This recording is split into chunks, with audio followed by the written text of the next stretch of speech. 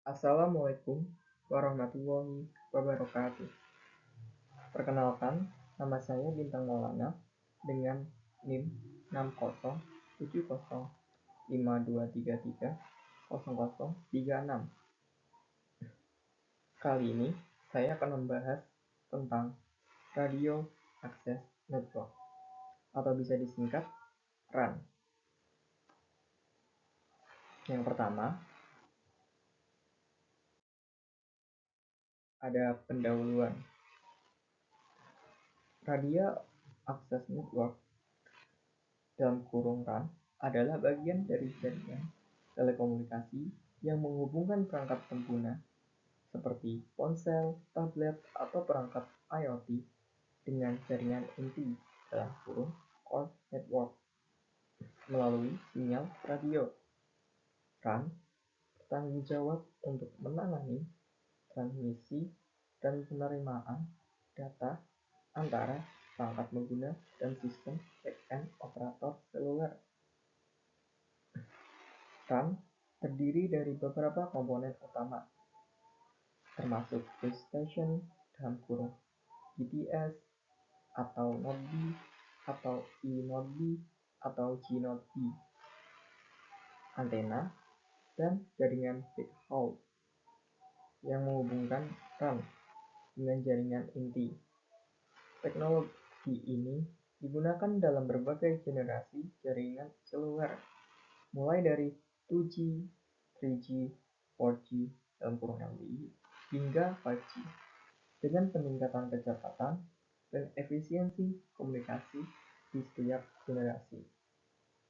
Singkatnya, RAN berfungsi sebagai jembatan utama antara pengguna dan layanan jaringan operator, memastikan komunikasi yang lancar, cepat, dan handal. Berikutnya, ada komponen utama. Komponen utama Radio Access Network dibagi menjadi 3. Yang pertama, antena microwave, merupakan perangkat yang berfungsi untuk mengirimkan dan menerima sinyal radio frekuensi tinggi. Antena ini biasanya dipasang di atas tower BTS. Antena ini memiliki berbagai macam bentuk sesuai kebutuhan dan penggunaan.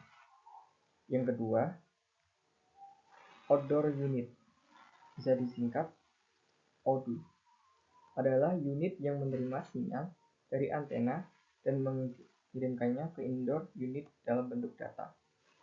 ODU unit juga dapat berfungsi sebagai penerima dari indoor unit dan mengirimkannya ke antena microwave agar dapat dikirimkan ke PSC. Yang ketiga, indoor unit merupakan unit yang menerima data dari ODU dan mengirimkannya ke base station controller. Indoor unit ini juga berfungsi sebagai modulator dan demodulator.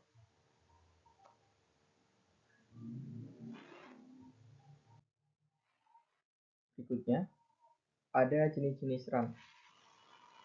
RAN atau Radio Access Network memiliki 4 jenis. Yang pertama, distributed RAN. RAN ini setiap base stationnya memiliki komponen sendiri, sehingga kurang fleksibel dan mahal dalam skala prioritas. Kedua, centralized RAN. Pemrosesan sinyal RAN ini terpusat untuk meningkatkan efisiensi dan mengurangi biaya operasional. Yang ketiga, cloud RAN.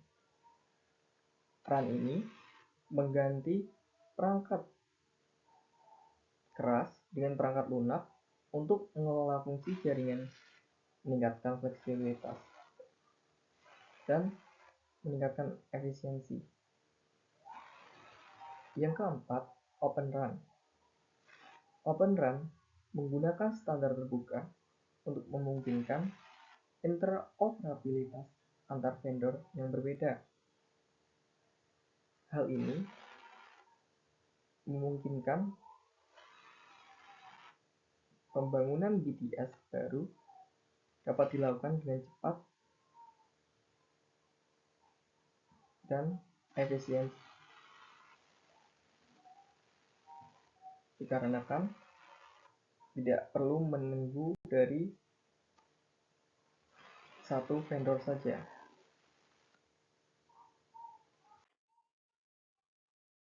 Kemudian ada evolusi RAN. Evolusi RAN dimulai dari FirstG, ditemukan pada tahun 1979.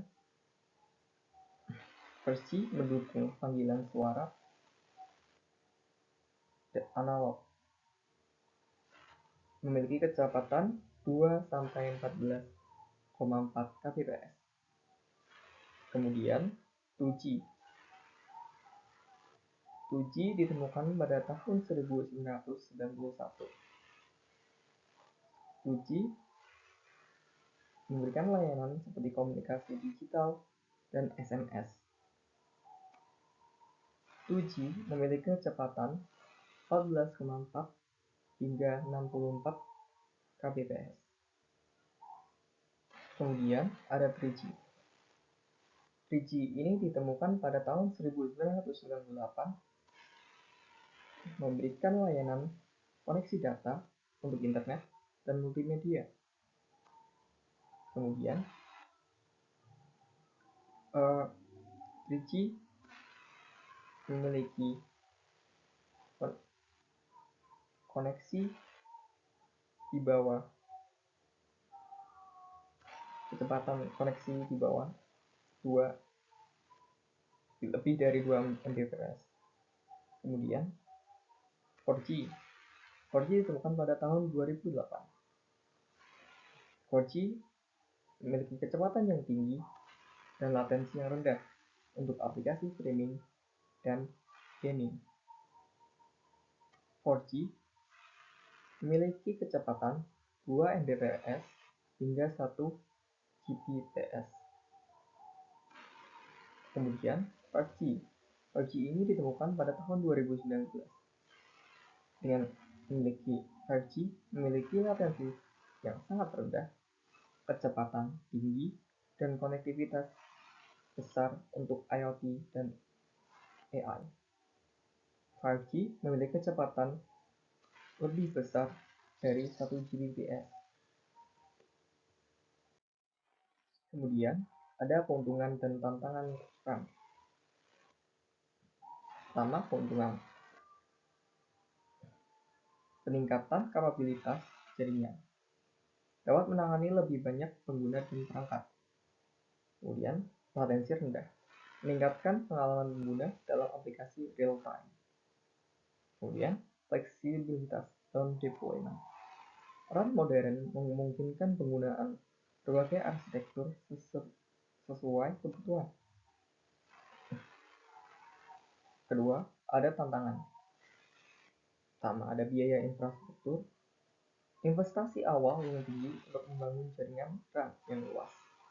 Kemudian kompleksitas implementasi, diperlukan keahlian teknis tinggi untuk mengelola jaringan yang kompleks. Kemudian keamanan jaringan, rentan terhadap serangan cyber jika tidak dilindungi dengan baik.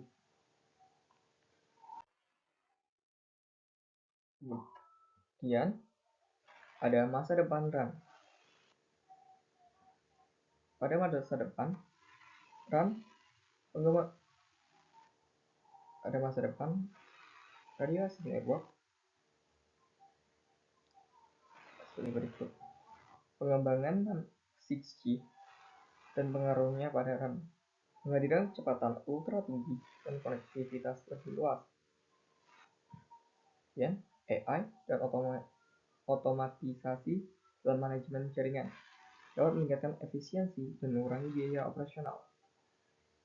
Ketiga, potensi peningkatan efisiensi energi pada infrastruktur RAM, teknologi hijau untuk mengurangi konsumsi daya.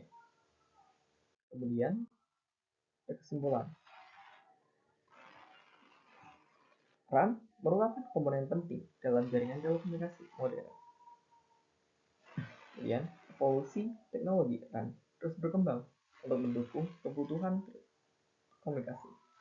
Kemudian, masa depan RAM semakin terbuka dengan konsep Open RAM dan AI. Baiklah, cukup sampai di sini saya menjelaskan tentang Radio Access Network dan yang dapat disingkat RAM. Terima kasih atas perhatiannya. Wassalamualaikum warahmatullahi wabarakatuh.